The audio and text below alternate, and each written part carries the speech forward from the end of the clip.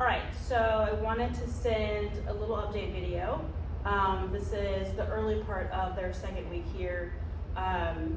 Their first week, I pretty much just did everything individual, right? Like I didn't really work with them together. I've kept them mostly separate. Obviously, they've seen each other and been around each other for short periods of time, but I wanted to make sure I really got a decent foundation individually.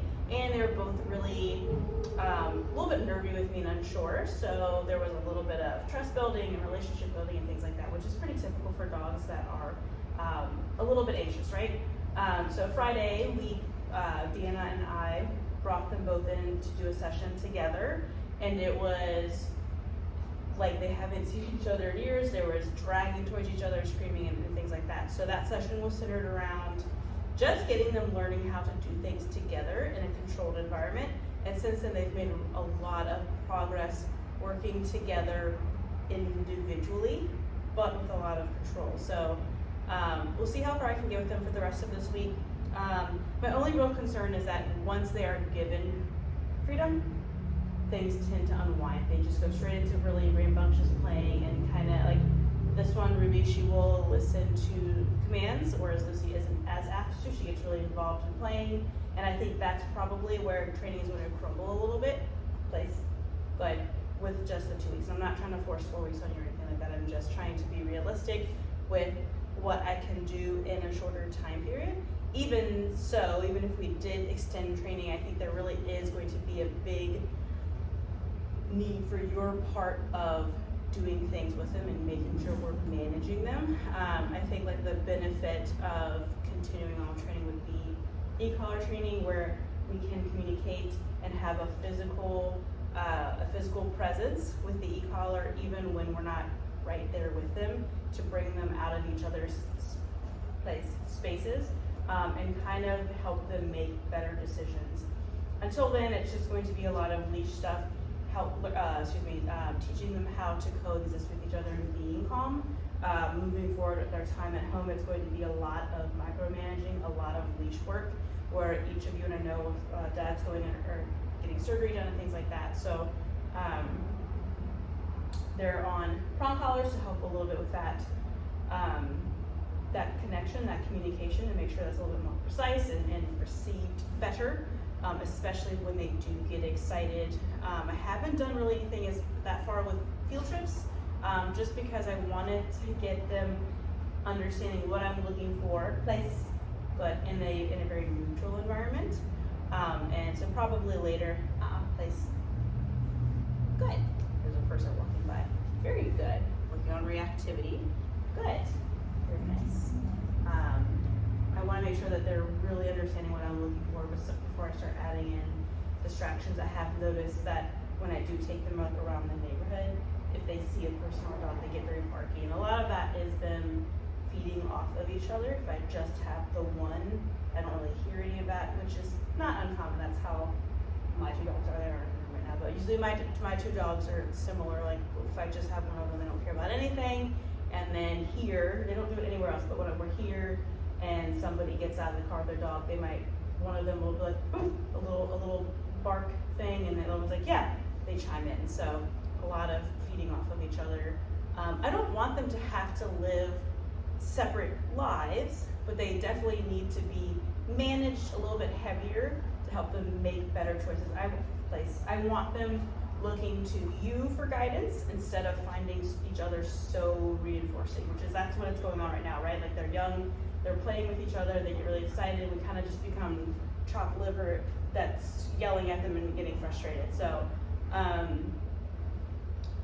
rewarding, creating boundaries and upholding expectations.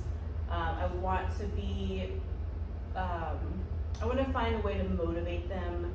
And even if they are not motivated by me, I want there to be a certain level of follow through of enforcing things. So that way it's like, I have all the things that you want, nope, place. And if you choose to not engage with me and want to do the things that I ask you to, there are consequences, right? Like I'm just going to say, too bad you have to do these things. It's not to be in charge or alpha or anything like that. It's just because we need to have a bit of clarity and they need to know what their expectations are. And if we are inconsistent and unclear with what we're asking for, it's sometimes certain things that are allowed, sometimes they're you're not allowed and so forth, then the dog is unclear of where their boundaries are. So within the household, I really want to make it a point to, even the little tiny behaviors that aren't that big of a deal individually, we're going to follow through and enforce those things. So how we communicate with them, a lot of physical gestures, spatial pressure, leash pressure, being very specific with our commands and our markers and things like that, so that they know what we're asking for. So not a bunch of repetition. We're not going to throw a bunch of words out them. Lucy, Lucy, Lucy, sit, sit, sit. It's going to be very calm and collected, but straight to the point. This is what I'm asking you to do. Command one time. If they don't listen, nope. And then we re-give the command with some form of pressure that helps guide them into that behavior. They need to experience that because they are individual, like they're so chaotic with each other that if we're throwing a lot of words and a lot of unnecessary movements and things like that, that's just fueling that fire of them just being little crazies together. So I don't mind them playing, and I think that there should be a time and place for that where they do get to hang out together and socialize and all of that stuff.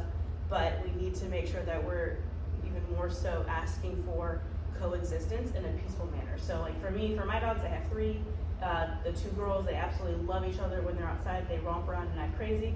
Inside, I don't allow any of that. I used to allow like light play in the living room, and it would always escalate. So now I'm just like, no playing inside. I don't mind them laying together. Sometimes they'll like just kind of like putting paws on each other. I don't really care about that. But anything past that, I'm like, nope, we're not doing that. I either put them away, or I will give them an alternative behavior, or we're gonna go outside and do stuff. I don't allow anything crazy inside because they don't know how.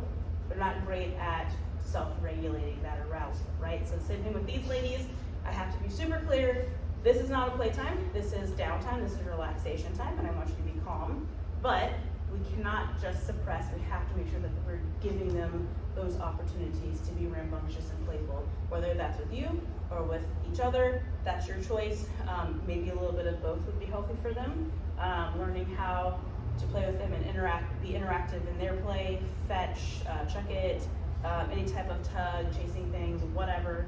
And then they can have a time for free play with each other. But inside, we're doing calm, relaxing time. We're hanging out, watching a movie, reading the paper, reading a book, having a snack, whatever that is that you do in your downtime. That's when we ask for them to have downtime. If they cannot do that because they're getting a little anxious, it's either, okay, go outside and do that, or we put them away in their kennels so that we can bring down that arousal. Right? Good job. Okay. I use the word out for when they start pestering each other. So I'll say whoever's name. Usually I say Ruby because she's much more responsive to it. I'll say Ruby out. When she moves away from her sister, I will mark with that yes and pay. So I will give some form of reinforcer. If I don't have a snack on me, nope. Good. If I don't have a snack on me, then I'll just do some little bit of play in my space. I want her coming into my space and interacting with me. If she goes right back to being really rambunctious with each other, then I'm going to say nope, and I'm going to put them away. I'm going to separate. Every time we get to that certain level of crazies, we interrupt that arousal, we put them away and bring them back down into a calmer state of mind.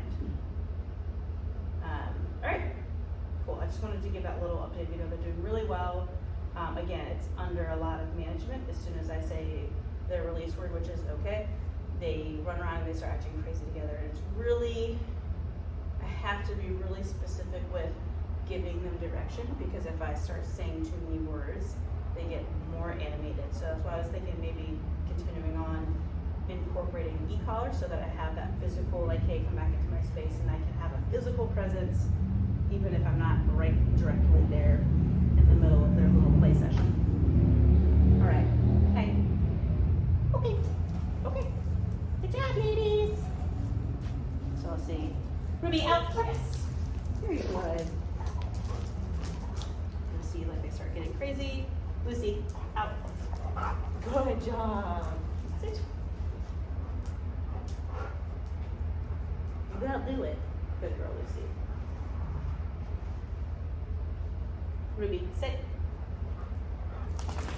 So this little behavior, she doesn't want to do it. Nope. Sit. Nope. Sit. Good. Okay. Lucy, sit. Good. Lucy's eating the snack nose. Okay. Ruby, sit. Good. There you go. Good girl. Okay. Go play. Turn around. No. Thank you. Good job, ladies. Good job. Bye. A row. Ruby, out. Yes. Good girl. Good job, ladies. Nope. Nope. All right. Good. Okay. Oh my goodness, ladies.